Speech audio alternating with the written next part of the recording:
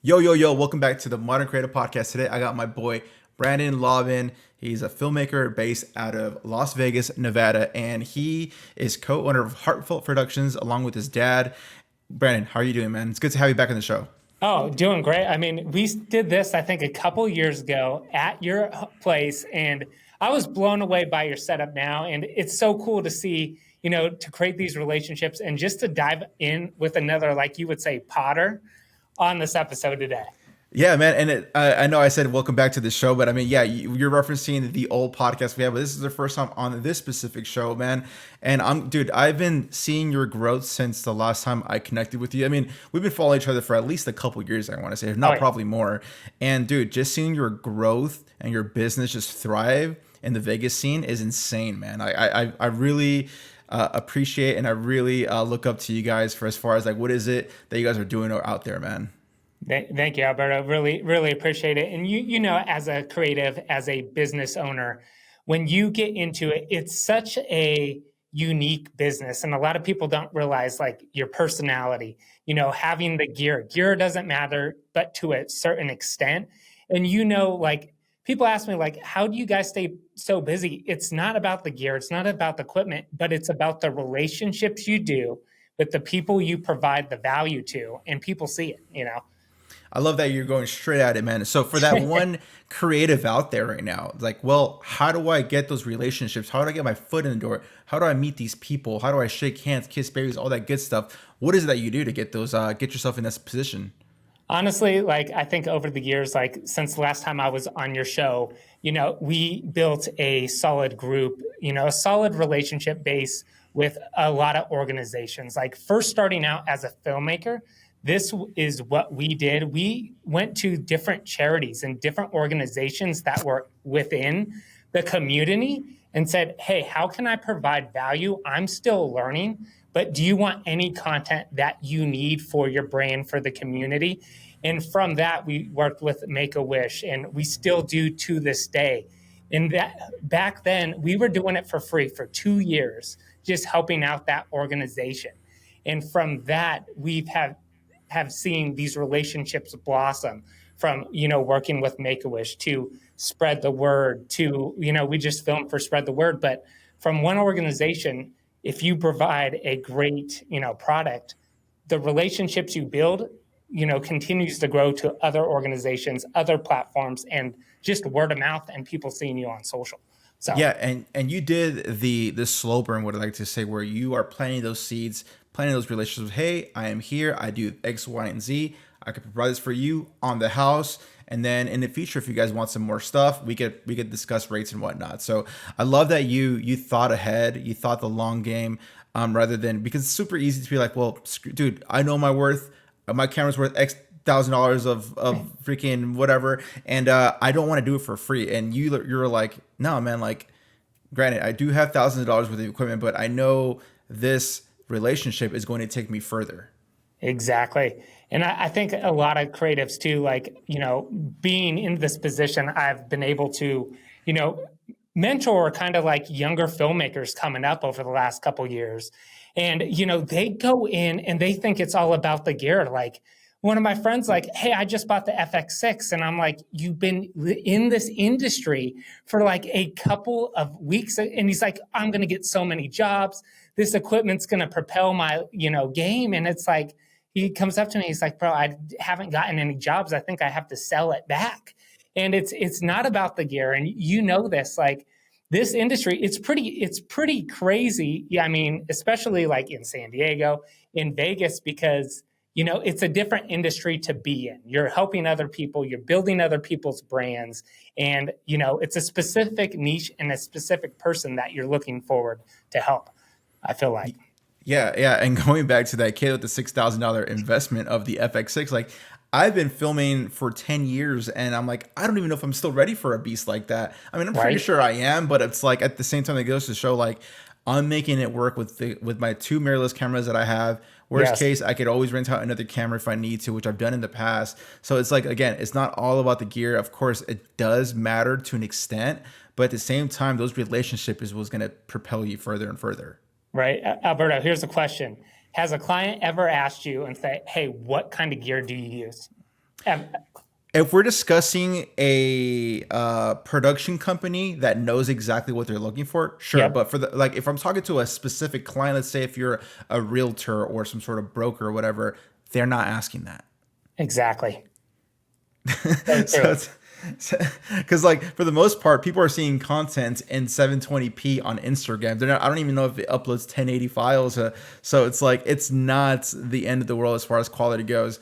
I mean, I go as far along as telling people like, hey, invest in lenses, invest in Yes. possibly like a light or two, and great audio. Like you can get yourself a cheap Rode Wireless Go or a DJI mics for like under $200, and that's Yep. gonna take you. I'm still using the Rode Wireless Go right now, man. I definitely need to Yeah. upgrade that bad boy, but for what clients are asking for me to do, that works for me. Yep. And that's all that matters. It's like finding what works for you. You don't need that big a camera, but like for me, how like my growth was, filming in the wedding industry, right? So I needed to figure out, what I needed multiple cameras, one on the bride, one on the groom, one on the gimbal. But I took myself as a long-term investment. I didn't just say, hey, let's buy 3 cameras up front. Let's do a wedding. Let's upsell or not upsell, but upgrade the wedding package. So then I could provide another camera angle. So I didn't go straight into debt like, hey, $3,000 here. But it was over time. You got to ask yourself, when do you need this gear for this specific shoot? And then it's a time to realize, do I really need to get that in the end of the day? Totally, 100% agree with you, man. And since we last connected in person, I think you just had like maybe one, possibly two editors. What is your team looking like right now? Because from what it looks like, I've seen your productions, man, and it looks like a 5 to 10 man production sometimes. I mean, right now, so let me tell you a little bit. Like right now, we're in the video realm. So we have basically, you can come in, well, let's just talk about one part of the company. So you could just come in the video realm. So everything gets recorded here, goes off to Tyler. He's basically editing the podcast. So everything's done on the back end, and sends it out to the clients. He sends out the invoice. So everything on this side of the game is done. And now we're like, if we have a studio, how are we going to do thumbnails? How are we going to provide more value to clients? Because, realtors are going to come in and say, hey, I want to be on YouTube. So that's where we have a team meeting here tomorrow. And it's like, okay, let's get, another editor. So Bassy, Tyler's handling everything here. Then we send it off to Bassy, and we're using Adobe, what is it? IO? The Frame So IO. Frame IO. And basically, they're editing all the footage. And then I just go through and I go, okay, I like that. I like that. Okay, that's good to go. So then you can shoot more.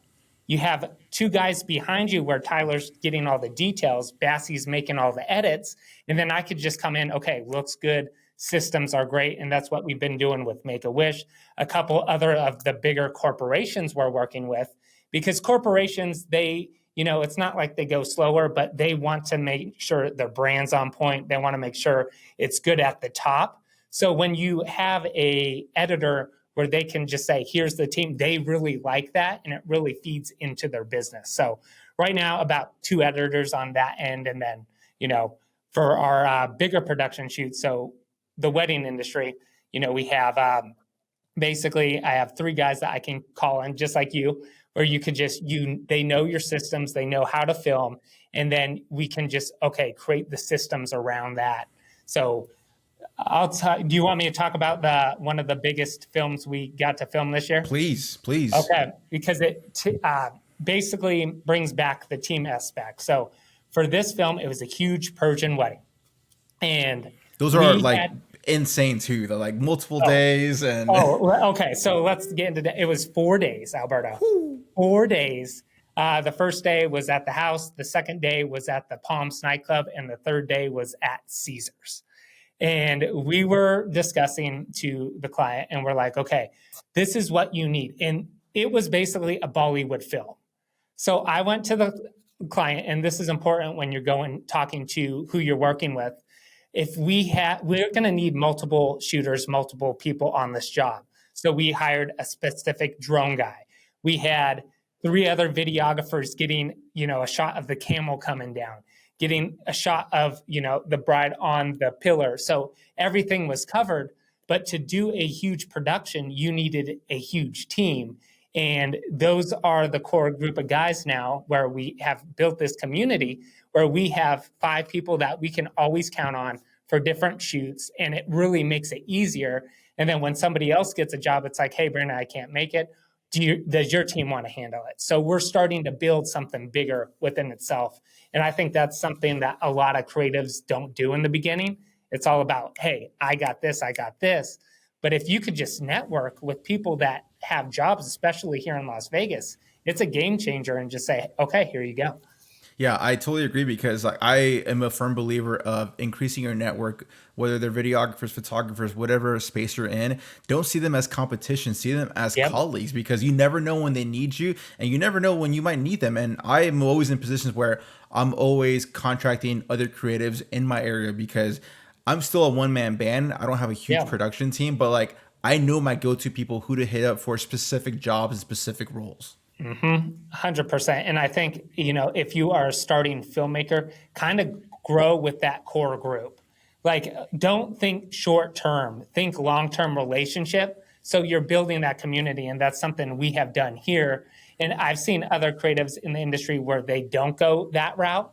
And then I've seen that creatives that have gone that route with the team. Everybody in the long term with that community, with that team, are succeeding to a bigger and better value for their clients, better, relationships, just because they provide more value and they can count on people that they can trust, which adds huge value to your business. Totally, man. And as far as like picking and choosing your mates on your company, like, do you like do some sort of vetting on your end? Do you like kind of do some sort of internal training? Like, hey, this is our style of filmmaking that we do, style of editing, X, Y, and Z, or do you kind of just let them like? Because every creative has their own style, everyone has their own flair, and so like I'm just curious to hear how you like kind of keep heartfelt and a cohesive look. Exactly, and that's like the thing where I think the biggest challenges, right?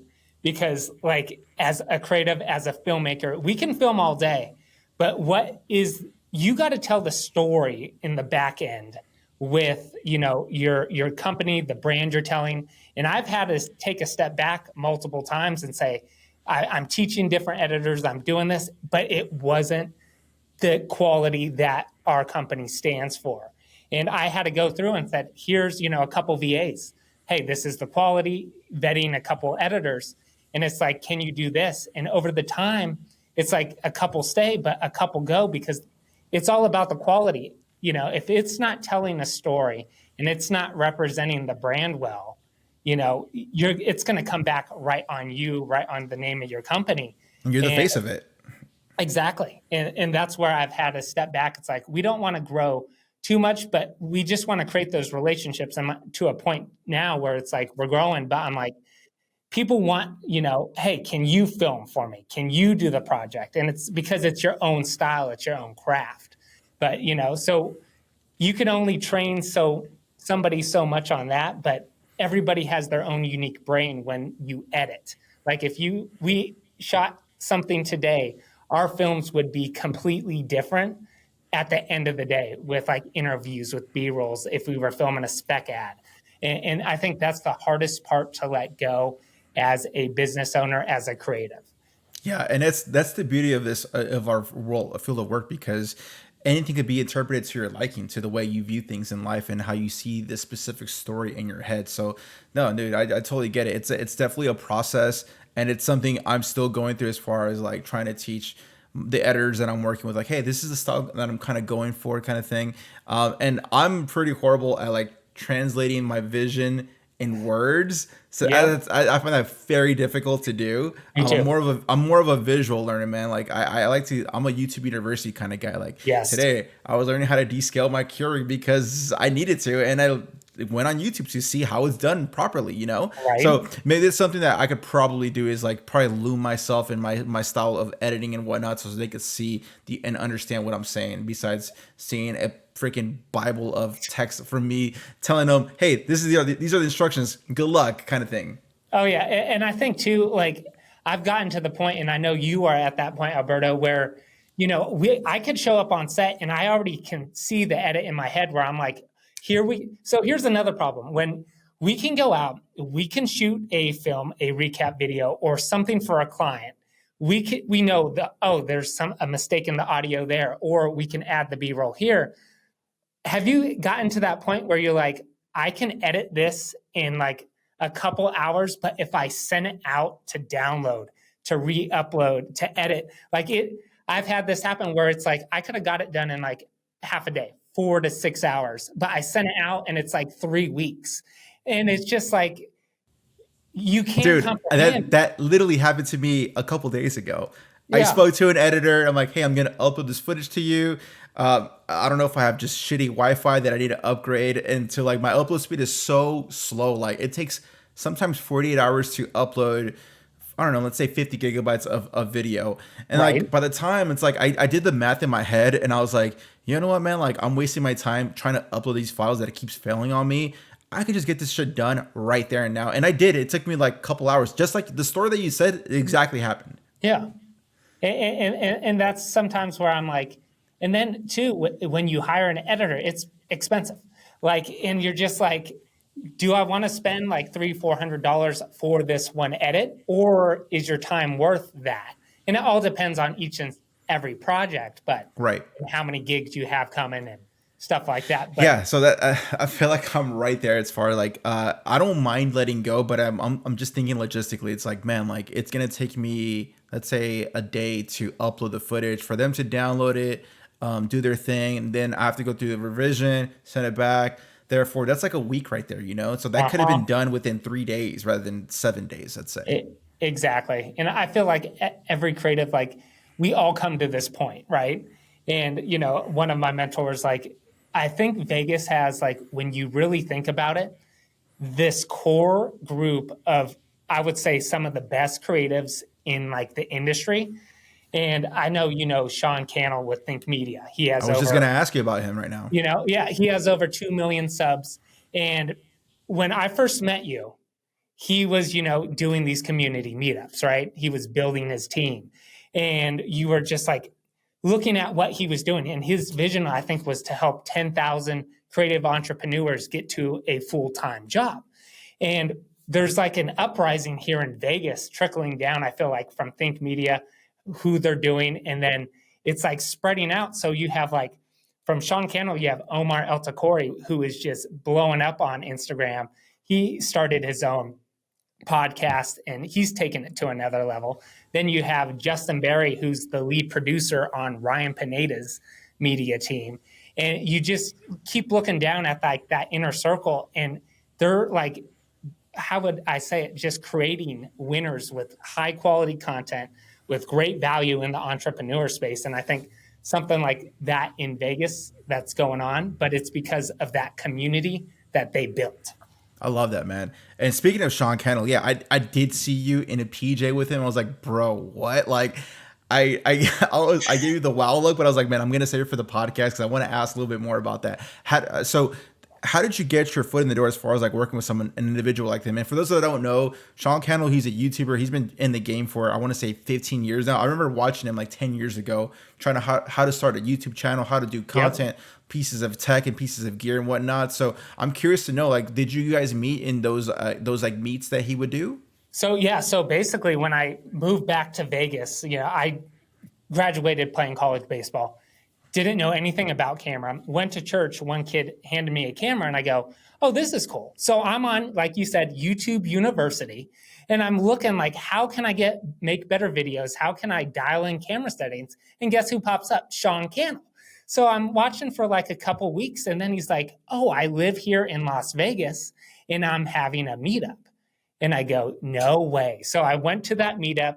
I saw what these guys were doing. It's like what we're doing now with, the multi-camera setups, producing content. And, I was like, how can I help you? Even though it was, for free, I just want to, create content for you at these events, meet people, and just provide value for you, and your brand. And over that time, helping him out, I've been blessed from his first event at Red Rock Casino, to help him out at these bigger events like Grow with Video Live, when he had Gary Vee on stage, Alex Hermosi, and just like these huge powerhouse entrepreneurs. And it just created that relationship. And from just being in that circle, he, like I said, good friend, he called me up and he was like, hey, do you want to film Patrick Bet David on a private jet? We have literally 2 hours. What kind of equipment you have? I was filming a mastermind. It was like, I think a Friday or Saturday night. And I'm like, you know what? I'm down. Let's go. So it was me, another guy named Art. He had all the sound. I brought my FX3 and we were back of the jet and we wanted a 3-camera setup, right? So Art put the main camera, wide camera angle in the jet. And then I was running on side of the jet, getting one angle when Sean was talking, running to the next side, getting Pat's angle. And then we had a little GVM light that we shined up to the top of the jet. Yeah. And Pat David is like, you got to be kidding me. You met me in my private jet to create amazing content. And the podcast episode, just sitting back and listening to these guys talk, they're just on another level. But it's because they've studied, they learned their craft. And just to be in the rooms behind the camera is another reason why I feel like me and you can get to another level because we're around the best. Right. Yeah. Seriously, man. That's so cool. And I always find that funny. Like you did a two camera system and going back and forth trying to get their own separate angles. That's hilarious, man. That's pretty funny, man. But you made it work though. Oh yeah. And the thing is, it was because there was not enough room for 3 camera angles because the private it's jet. It's a PJ. Yeah. It's not big. It's nice and snug. Yeah. But hey, we made it happen. And some guy goes, on the comments, oh, your reflections in the mirror. But you know what? Having that, content, when I had the tight angle, you couldn't see us. But you know what? It doesn't matter, about your video quality as long as you get that quality, that content. Because Sean was talking about to me, and he was like, you know what? The last interview we did had, I think, over 2 million views on one of his shorts. And you just never know what's going to go viral. And I know, let's talk about you too, Albert, just a couple of viral videos that have hit for this podcast. Right. Yeah. And I've told this to many people that are trying to get into the creative space and just create personal content. I mean, it's not an accident. I think it's like I keep pumping and pumping every single day, for almost every single day. Definitely Monday through Friday for sure. And like some hit, some don't. Some perform great, some perform very low and mid. But that's not stopping me from posting and posting. And then till the one time it just takes off. And then 3 months later, another one takes off. And then a month later, another one takes off. It's like, it's hard to understand the algorithms. No one will ever know how the algorithm works. You just got to just keep pumping content, keep pumping quality stuff. Like you said, sometimes it's not about the visuals. Like if you see a reflection, I don't care. As long as the information is valuable, that's what really matters, That's it. And a lot of people like to get into the, like you said earlier in the episode, good light, good audio. That's it. And, as long as you provide value, in the end of it, value wins. Right. Always, man. And it's so funny because you're saying you're doing a masterclass and then you got hit up for this specific job. Dude, I feel like you shoot every single day. Like, do you ever have time off? So that was the thing. So it's like, I'm looking at the schedule and it's like, I've been blessed because some of the top entrepreneurs in like Vegas, where it's like, the mastermind group, and we filmed one of his events and it was a $10,000 ticket to be in this room. And you're just like, we get to film and we're getting paid, but learning at that extent. And I think like, if you're a filmmaker in the beginning, like try to get in with the big corporation or the big entrepreneurs just to learn from them, being in the rooms, filming them. Because then when you edit, you could go, how can I apply this to my business? How can this level up myself?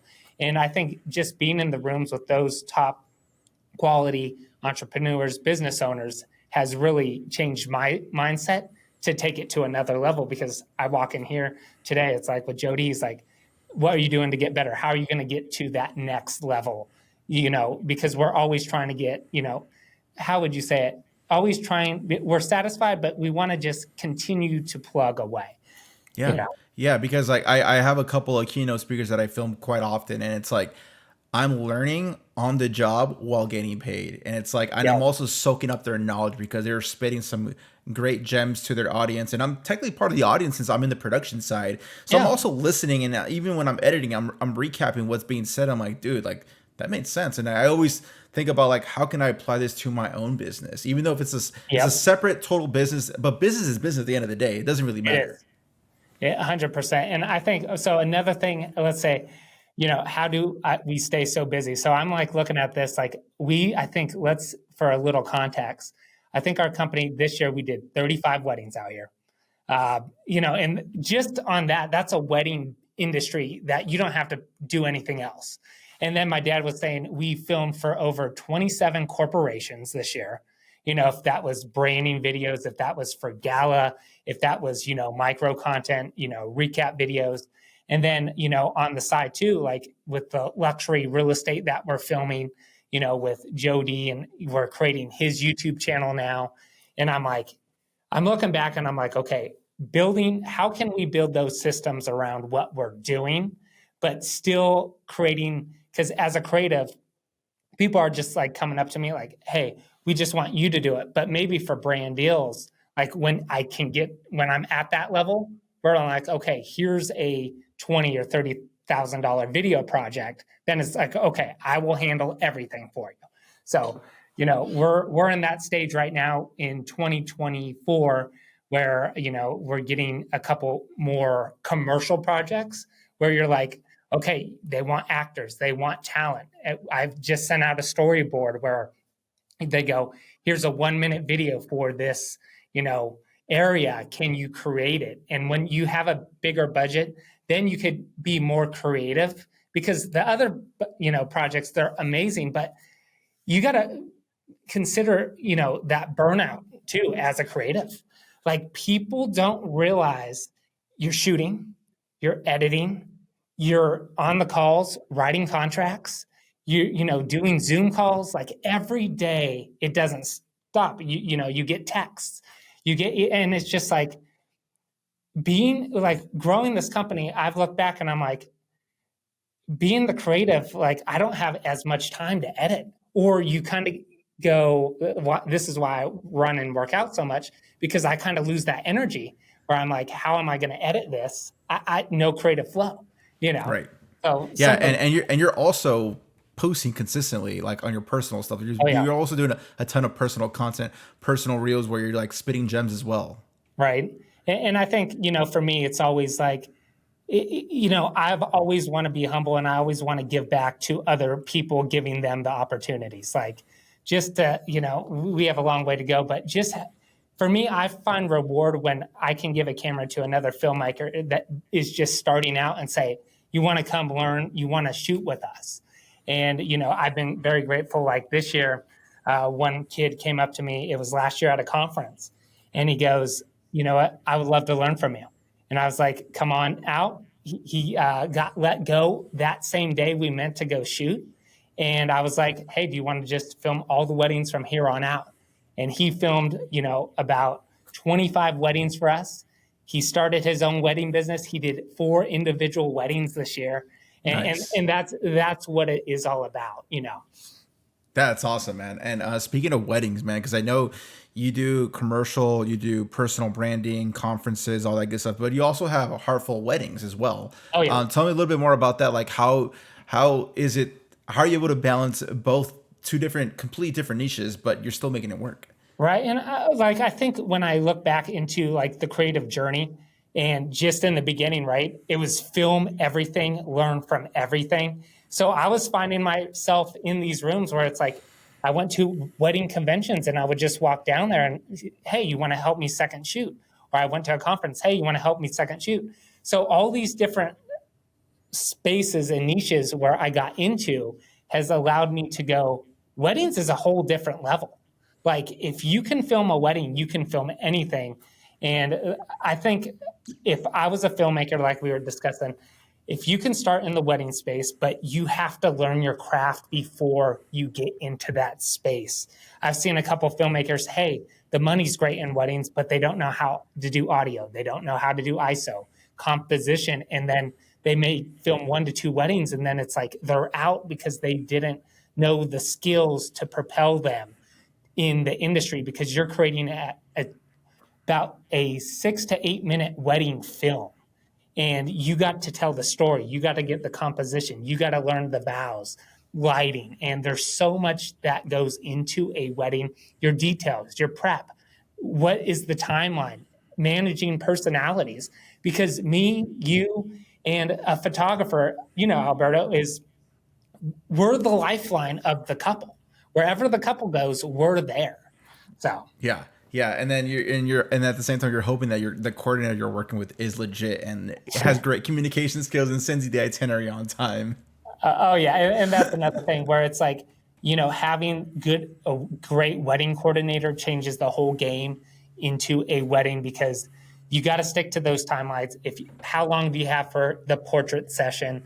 There's so much stuff that goes into a wedding, and just to have filmed, like, I think probably over 100 weddings now, I see this transition where, it's more about, it's all about the storytelling. It's all about the personal vows, the drone shots, the detail shots. And, that has transformed into the other businesses, because people can come up and, hey, can you film this? Hey, can you film with a drone? And it's like, yeah, I have my Part 107. I could get those shots for you. So different stuff like that.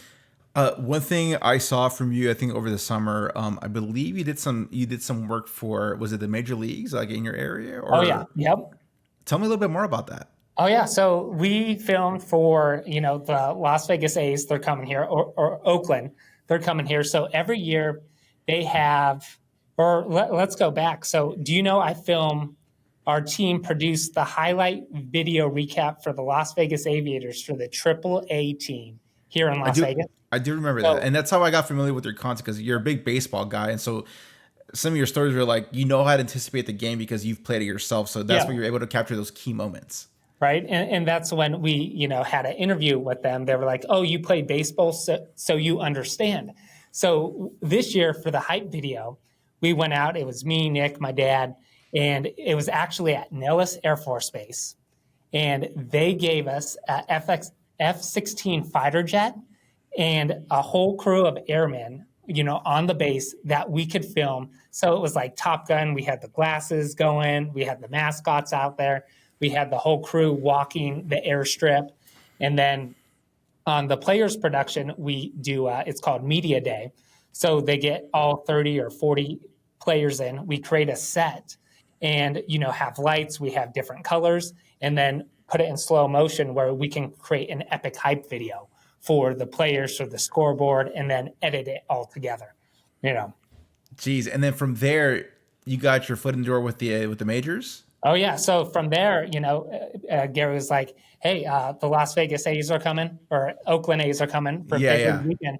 And he's like, can you film an epic hype video for the Cincinnati Reds and the Oakland A's? And I'm like, yeah, let's go. So we had our media passes. We showed up to the field. I rented a 200 to 600 lens, and it was huge. And we got like detail shots, players diving, time lapses of the stadium going around with a gimbal, and just got the drone up, just getting all those different diverse shots. And then we had a stationary shot, and we got all the fans like in front of the scoreboard cheering on the team. And it was really a cool experience. Yeah, I was gonna say, did you have some sort of surreal moment during production where it's like, dude, like, I was a ball player and now I'm filming the pros? Yeah, exactly. And it's like, it comes back, like, I look back and I'm like, how grateful and how cool is this? Because our profession, it goes so quick, right? And just to sit back and just like have a camera being on the field with Major League Baseball players, and you're just like, how in the heck did I get here? I played college baseball, never picked up a camera. I'm on the field telling these guys, creating epic content, epic stuff. And it's a surreal, humbling moment. And it just, for anybody out there listening, you can do it too. Just grab a camera, go out, shoot anything, and do something and do stuff that your heart tells you to do, and just go out there and make it happen. I love that, man. One thing I appreciate about following you and seeing your stories, because you're so motivational, man. Like, you're always very positive, and not like in a YouTube cringy energy way, but like just genuine, like, dude, get up, let's get this work done, man. Like, Right. where does that like motivation come from? Or is it just like internal things? You've always been a optimistic, positive person, So or it could be a whole facade. Who knows? no. So let's go back. So actually, we were just doing a podcast here with Tim, and so I grew up with like ADHD. Basically, when I was a kid too, I was pigeon-toed, and they said to my parents, "This kid will never run." I had a learning disability growing up, and there was always a chip on my shoulder where I had to, at school, I was never really good at school, but I had to always like work 10 times harder just for like what the normal kid was doing to get, good grades. And I was back there, trying to, it's taken me forever to read, a chapter of a book to comprehend it. And I think as I grew up, I learned, as a life being an underdog and like, how can I adapt? And, I've always had a chip on my shoulder, and I'm like, I look back and it's like, if I can do anything, if anybody can do anything, anybody can do anything if they put their mind to it. And I think having that, growing up, and, a lot of my friends, so they play baseball, and we just filmed out in California. And he goes, Brandon, you couldn't talk at all, even like having a normal conversation. Like I was, It's so hard to imagine now that I know you, dude. that's what I'm saying. And they go, how did you learn how to speak? How did you learn how to talk on camera? And it was a blessing to see, like, it's just working at your craft every day. And I look back at some of the first videos that I ever did, and I'm like, oh my gosh, these are so bad. And just looking back at it, I think that's, it's not a facade. It's just who I am. And it's like always having that chip on the shoulder, like playing college baseball, and growing up with my dad. We would go to the cages 5, 6, 7 days a week and play ball like every day, become play in the pros, was the goal. And I took that, grind, that hustle, and I didn't know what I wanted to do after I played baseball for about 4 years. I was in this like transition phase. I got a college degree, worked at In-N-Out. I, applied to be a park ranger, and, I was just like, this was not for me. And then just finding something I loved and was passionate about. So every day I just, it's a blessing to do what you do. And I think when you put your heart and soul into it, like I enjoy waking up every day. And, I watched a quote from Gary Vee. If you can wake up on a Monday and you're passionate about what you do, in your life, you made it. And it's so cool. Yeah, oh, man, I love Mondays, man. I used to be the guy that hated Mondays and look forward to the weekends, but it's like now I'm at the point where it's like, dude, I'm over the weekends. Let's get this grind, baby. I want this Monday to happen so I could get this work done. Right, 100, Yeah. 100%. And I love that that you took that chip, and like it's easy to, you could have easily chose another route where he's like, you know what, I'm not meant to make this. I'm just going to just, I don't know, I'm not going to just be happy or whatever because I'm letting this this disability, let's call it, not helping out in my favors. But you're like, no, F this, I'm going to make this happen one way or another. 100%. And that's what it's all about. And Alberto, while we're on the podcast, I want to get a couple things just about what you're doing too. We follow each other on Instagram. We're always, in the DMs and in back and forth. But what I've really learned and noticed from you right now is just kind of like the traveling, but the short films that you are starting to create.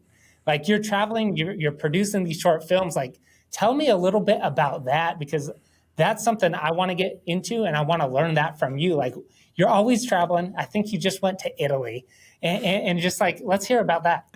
Yeah, I'm going to Oaxaca in January for our 1 year anniversary, actually. Nice. And the way I try to approach things, it's like I try not to have super scripted anything. I just know, like, I want to document my surroundings. I want to document the people that I'm around, Yeah. like especially like obviously like the natives that are there, and Right. just get some dope views. Pop the drone, get the camera. Yeah. I don't take the gimbal anymore. I used to be the guy that would take the gimbal for Albert Right. travels. But now just like our cameras are so good, internal stabilization, just It is. handheld, keep it nice and close. And I just kind of just capture what feels good, man. And then it does take me a while to put it all in the editing software because I'm trying to work with other clients and stuff like that. Yep. But I mean, I can't even tell. This goes back to me not knowing how to explain my vision to my editors or clients. Yeah. I just kind of just do it, man. I don't know. I don't know if Yep. it's like just like a natural talent. I got into the game, like I said, like just by creating travel style content with my little GoPro Hero 3. Yeah. And that's been my, I guess, my real passion since then. And obviously be able to create a business out of it. And, but I still go back to my quote unquote air quotes roots by doing the travel stuff and creating just even if it's just micro content with the drone stuff, or even actually putting a YouTube travel video. I Right. try to keep it. I try to do it as much as I can, man. It's not easy, but it's just something I've always been passionate about since the jump. Exactly. And I think as a creative too, as we continue, we're both building our businesses. And I think as a creative, you have to go back in the first place why you picked up the camera. And you have to just say, hey, I'm taking like a couple days to film a passion project. Because sometimes you could be in this rat race where you're just on the go constantly. But you like what I told the guys like on the team and my dad, it's like I'm going to take a couple days where I can just focus on the passion project, what I learned this year, and just create something from the heart and like challenge myself because you can't forget why you started to do it. Yeah, and to piggyback off what you just said, like the passion projects is what balances my work and just personal stuff. Like Yeah. if I just did client work 24/7, 365, dude, I would for sure be burnt out. But the Right. fact that I do make it a priority to take some time off and film for myself, like to me, it doesn't feel like work. Like I could, like you said, you and I, we could shoot all day. Yeah. So especially if it's a project for me, I could make that happen instantly, man, because I just love it so much. And that's what keeps like me like I guess like balance in a way. 100%. And as I continue to grow, I'm like, that's what you need. It's just And those little passion projects. But and what is something that you wanna film possibly in 2024 that's like passionate for like close to you? so I'm really like, I really want to like kind of like produce kind of like a mini short film where it's like very cinematic. It has a storyboard. It tells a story. And I'm really like kind of like diving in my mind right now. Like, what do I want to tell, a motivational story about something and, that can impact people when they're watching it, that can change the community. So I'm really like diving into like, is that yeah, everybody does it with the camera or so I'm trying to really figure out like maybe it will be something about baseball and intimate putting it into like some story. I can So see that. I can see that kind of like the baseball version of oh my god, I forget the name of the movie, but the dude Mark Wahlberg, he's plays for the Philadelphia Eagles back in the yep. 70s, like Oh something yeah. similar, kind of like a Rudy type of style film, Yep. but for the baseball version, since baseball is super close to you. Oh yeah. Exactly. So I'm thinking about it. My one unsolicited advice I will give though is to try not to overthink it, man. Just True. try not to make the perfect plan because I feel like that's where most creatives shoot themselves in the foot is where Yep. they want the perfect plan to make a certain production or certain business or a certain way of life. It's like, dude, just kind of figure out as you go. That's pretty much what I've been doing the whole time, Yep. man. I started off with the GoPro and got a mirrorless camera, then I got a full frame camera, then I got my second camera, and like it just slowly evolved, and I slowly Yes. got to where I'm at right now, to the point where like when I sit back and I kind of look back and reflect, it's like, oh wow, I've gone so far without even. Now I'm not gonna say without trying, but it's like I just been so like horse blinders, just looking straight, looking Yep. forward, and once I get that time to reflect and pause, it's like, damn, I have gone far, and it's a dope feeling. Exactly, it really is. And let's hit on that topic too, Alberto. Where I started, there's have been I think 3 to 5 people that I've worked with where they were just this needs to be perfect for each and every shoot. And one of the shoots, it's like 1 to 2, 3 months where they're just working on it. And over the time, I'm like, from their one shoot, I'm doing like 10, 15, 20 shoots. And it's just like every project doesn't have to be perfect. Like just go out there. And I'm like you, where it's like the magic happens when you're filming and then you can visualize it when you're editing it. And I think that's something me and you have where we can go out get all the sound bites, get all the B-roll, and then make it happen in, the post-production, in the edit. And it doesn't have to be perfect. And I tell people this all the time. Just go out and shoot, learn from that video, learn when you're editing. Because, you don't want to be that person where it's like, I did 2 films this year, but you want to grow into it.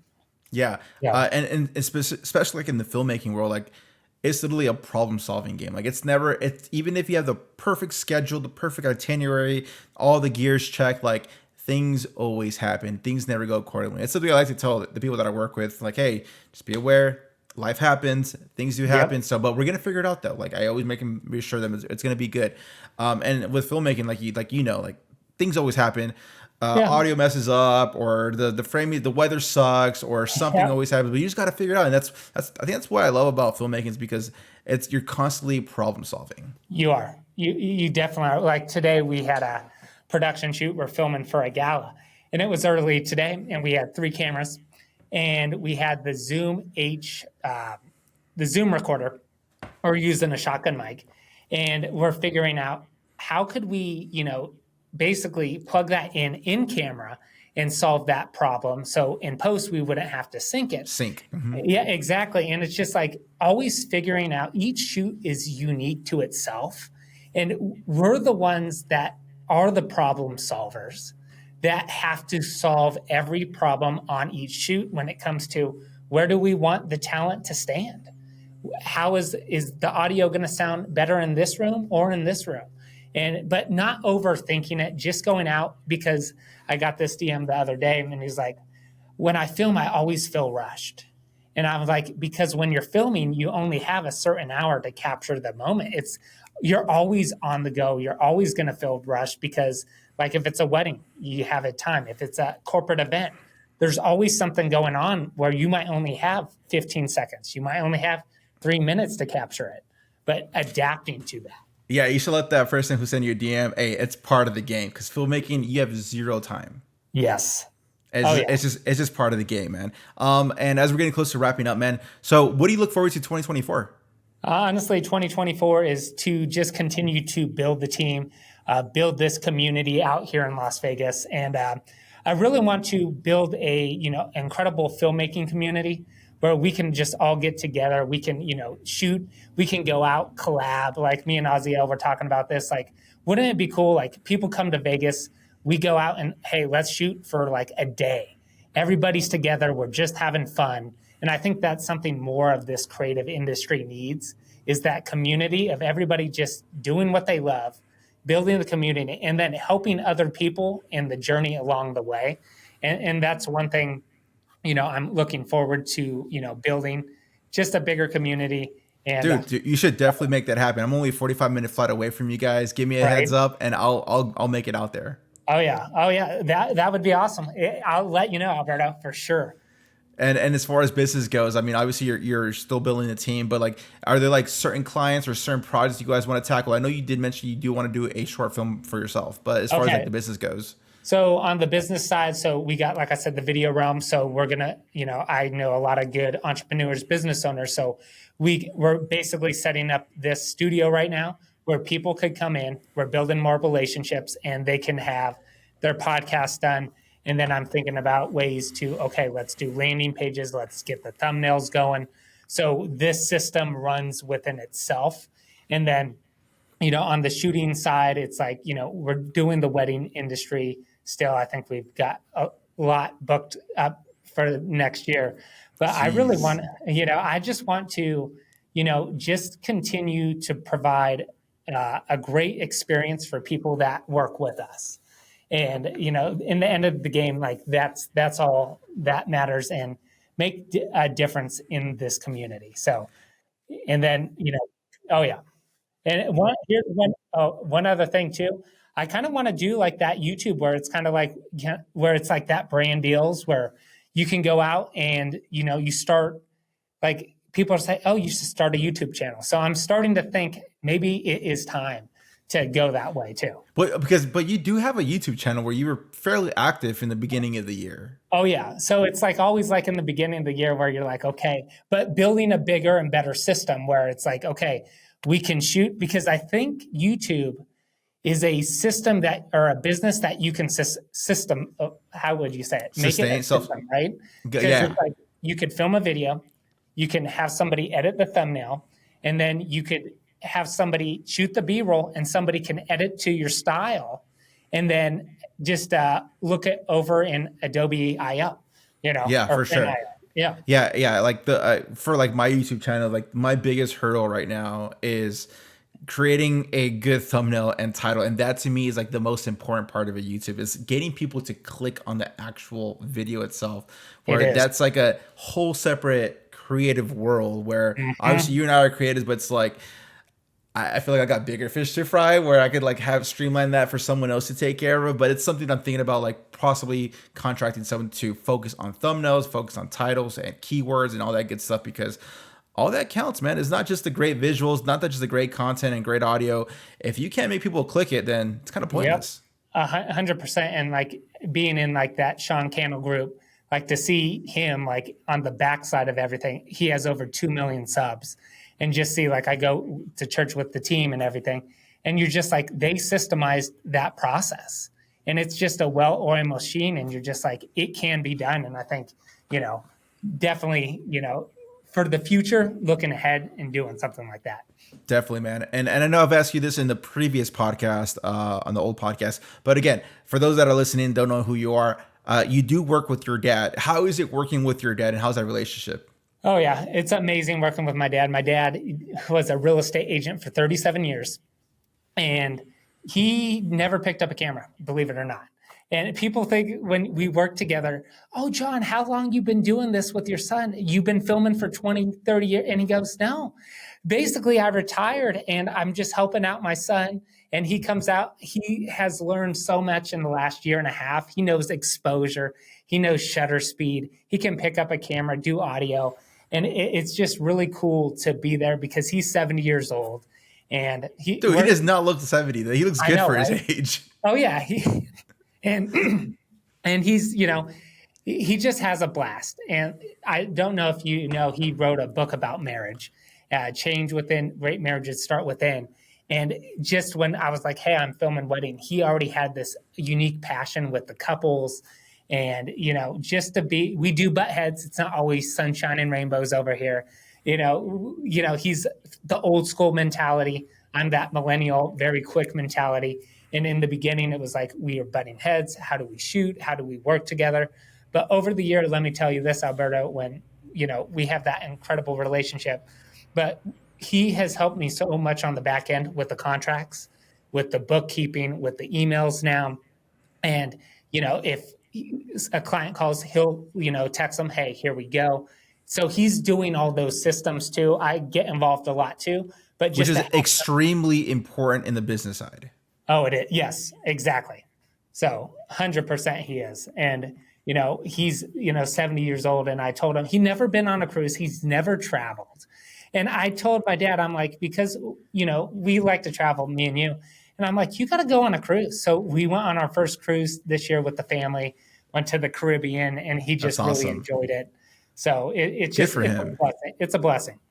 That's awesome, man. Cool, man. And as we're getting ready to wrap up, I got to ask you this question, because this is the question that most people love to talk about, is about equipment. What is it that you're rocking in 2023 going into 2024? All right. So right now, there's the two main cameras, like the Sony FX3s. I got those because of just, the podcast. But like I said, anything matters. I have, what I really loved is the DJI mics. There are magnets. You can hook up two people at once, which is phenomenal. What else? We have just for like studio aperture lighting. But I mean, literally here. So let me symbolize my go-to setup this year.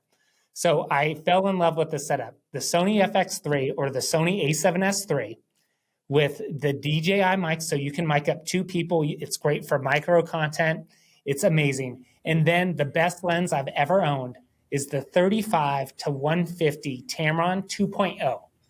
I got that for a wedding because I needed it. They wanted a wide shot and then a tight shot.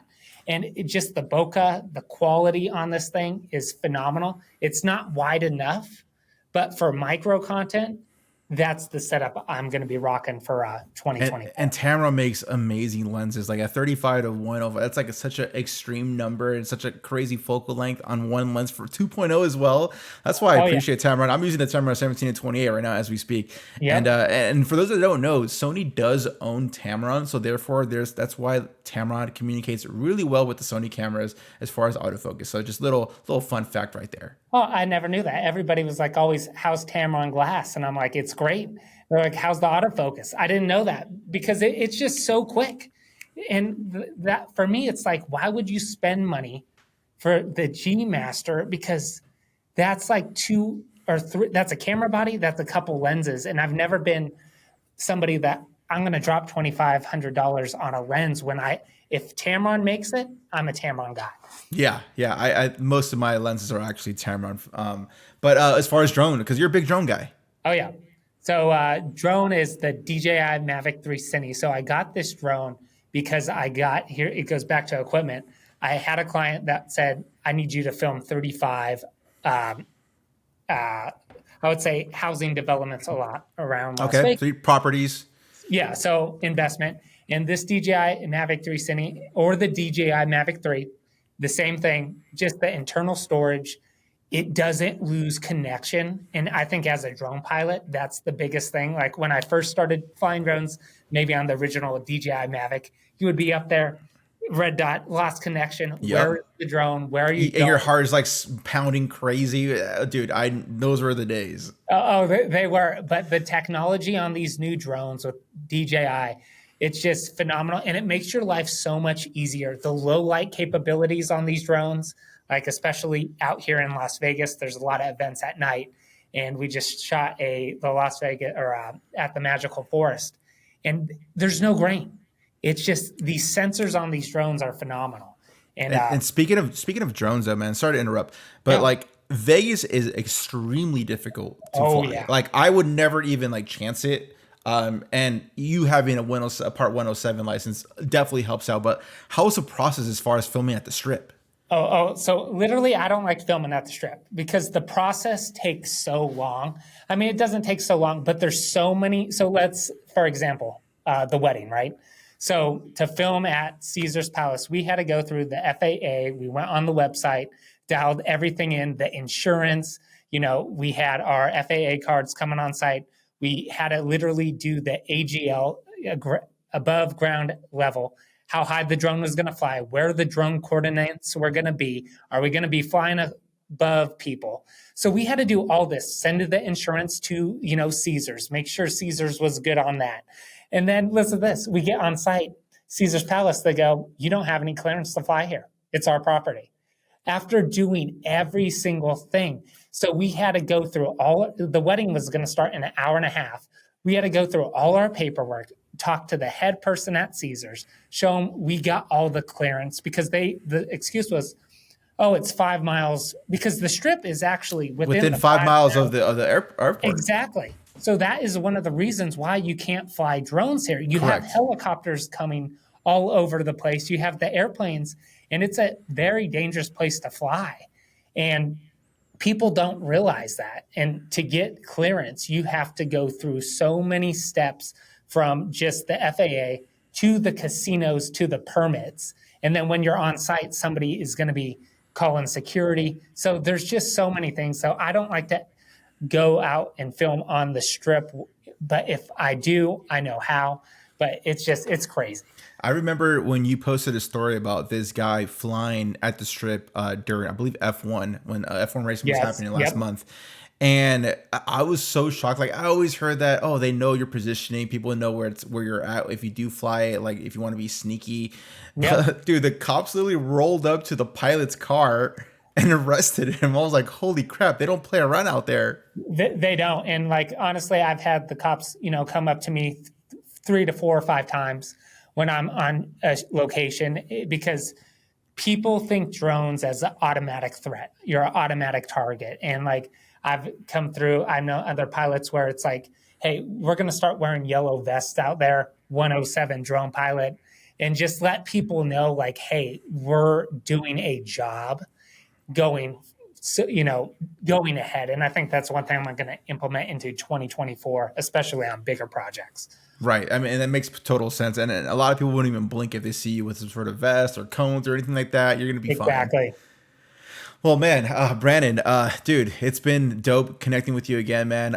And congratulations on your engagement. I know you're getting married in San Diego, I believe, right? Oh yeah, I'll be coming down. Maybe do another podcast in person. That'll be amazing, man. Well, dude, Brandon, thank you so much for being on the podcast, man. And I appreciate you taking your busy time to make it on this podcast. I know we tried to set up last time and things didn't work out. Good old technology. Right. But dude, it's been a pleasure, man. And it's always been great learning from you. And dude, may the best. Hopefully you have a great rest of your 2023 and a dope ass 2024.